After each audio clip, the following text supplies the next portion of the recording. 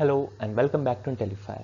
My name is Yash and in this video we will be discussing Class 12 Contemporary World Politics Chapter number 9 Globalization. And now we are going to discuss question number 5 and question number 6 of this chapter. So let's have a look.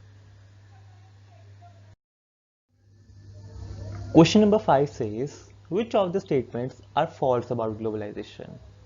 First, advocates of globalization argue that it will result in greater economic growth. Second, critics of globalization argue that it will result in greater economic disparity. Third, advocates of globalization argue that it will result in cultural homogenization. And the fourth statement, critics of globalization argue that it will result in cultural homogenization. So let's look at the answer to this question. The first statement. Advocates of globalization argue that it will result in greater economic growth. This statement is true. The advocates of globalization argue that the phenomenon has already brought about more choices for the consumers. It has increased the inflow of foreign exchange and will further boost the economic growth of countries. They argue that the MNCs will provide more job opportunities and more opportunities for the local companies to collaborate with them and expand and grow. Now moving to the second statement, critics of globalization argue that it will result in greater economic disparity. This statement is also true.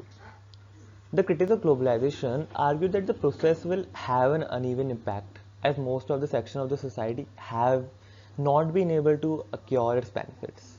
Globalization has widened the gap between the rich and the poor. We may give example of how small scale units have been forced to shut down because of the inability to cope with the MNCs. How the agrarian economies of the developing countries are affected. How the casual workers who are hired on contracts are deprived of its benefits and how globalization has ruined the economies of the weaker countries.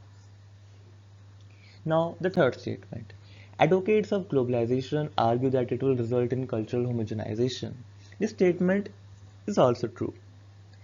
The advocates of globalization argue that it will result in the rise of uniform culture or lead to cultural homogenization. It involves the influence of the Western or dominant culture of the world or the influence of the US culture, which has been able to transmit its ideas, values, and cultures all across, resulting in the increased Americanization of societies. Now, coming to the fourth and the last statement, critics of globalization argue that it will result in cultural homogenization. This statement is false. The critics of globalization argue that cultures are not static, they have evolved over a period of time. Globalization has brought about a greater intermingling of cultures where each culture assimilating a few aspects of the Western culture retains its unique distinctiveness. Globalization has rather resulted in the cultural heterogeneity rather than cultural homogeneity. The interaction with the other culture has enlarged the choices and has created preferences. Question 6 says, what is worldwide interconnectedness? What are its components?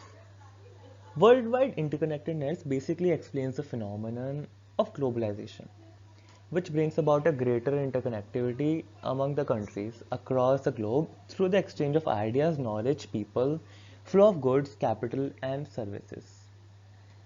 Well, some of the components of globalization are: first one, flow of goods. It includes the increased trading activities among the countries of the world. It involves the export and import of goods and services across the globe. The second component of globalization is flow of people. It involves the increased mobility of people from one part of the world to another. It also includes the process of migration of people to different countries for better job prospects and opportunities. Moving to the third component of globalization, that is flow of ideas. Along with people, globalization also involves the exchange of ideas and beliefs among people. Now, coming to the last component of globalization, that is flow of capital, and it is the most popular one. Flow of capital implies the movement of capital from one country to another in the form of capital investments. So, these were the four main components of globalization. My name is Yash. Hope you understood well. Thank you.